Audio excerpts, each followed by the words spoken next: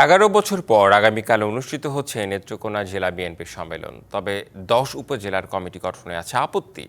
অভিযোগ উঠেছে স্বজনপ্রীতির, চাপা অসন্তোষ আছে পদবঞ্চিতদের। জেলা বিএনপির আহ্বায়ক বলছেন এসব ফ্যাসিস্টদের ষড়যন্ত্র। 11 বছর পর হচ্ছে নেত্রকোনা জেলা বিএনপির সম্মেলন। সভাপতি পদে প্রতিদ্বন্দ্বী জেলা বিএনপির আহ্বায়ক সহ 2 জন, আর সাধারণ সম্পাদক পদে সদস্য সচিব সহ 3 জন।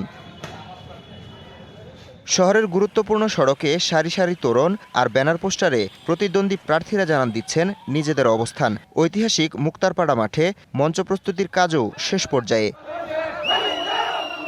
অভিযোগ আছে আসন্ন কাউন্সিলে অনৈতিক সুবিধা নিতে উপজেলা কমিটিতে ত্যাগীদের বাদ দিয়ে নিজেদের পছন্দের লোক বসানোর প্রতিবাদে হয়েছে বিক্ষোভ মিছিল সহ বিভিন্ন কর্মসূচি।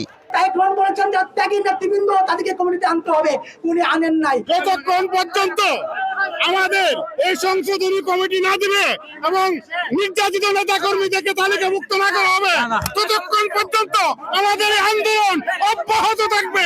দীর্ঘদিন যাবত নেতৃত্ব দিয়ে আসছে তাদেরকে বাদ দিয়ে আত্মীয় স্বজন এবং যারা দলের সাথে কোনোদিন সম্পৃক্ত ছিল না সেই সমস্ত মানুষদেরকে নিয়ে কমিটি করছেন। তারা আমাদেরকে এরকম পরিবেশে নিয়ে গেছে যে হাত পা বেঁধে আমাদেরকে পুকুরে সাঁতার কাটতে বলতেছে, সাঁতার কাটার মতো পরিবেশ সৃষ্টি করেছে। আমি দুর্দিনে শেখ হাসিনার যে ফ্যাসিস্ট সরকার ছিল তখন আমি বুক পেতেও দিয়েছিলাম বুলেটের সামনে, তখন সেই বুলেট আমার পাশ দিয়ে গিয়েছিল। আমার দলীয় নেতৃবৃন্দর কণ্ঠস্বর হয়ে যেন আমি বিএনপি রাজনীতিতে সম্পৃক্ত থাকতে পারি।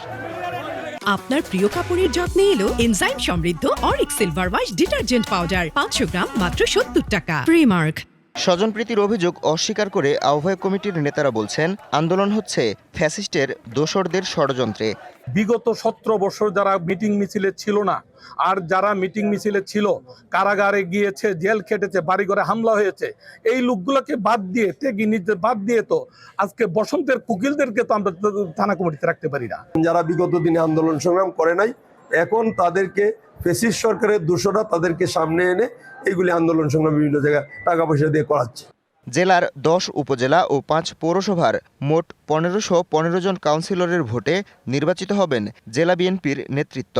যারা আন্দোলন করে নেতৃত্ব দিয়ে গেছেন তাদেরকে নির্বাচিত করবে সেই প্রত্যাশা সমস্ত কাউন্সিলরদের। আমরা দুঃসময় পেয়েছি, দুঃসময় তারা কান্ডারি ছিল এবং আগামী দিনে আমরা তাদের নেতৃত্বে নেত্রকোনা জেলা বিএনপি আমরা প্রতিষ্ঠিত করতে চাই।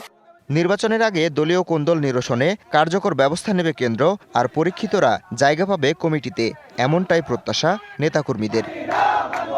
DBC news desk.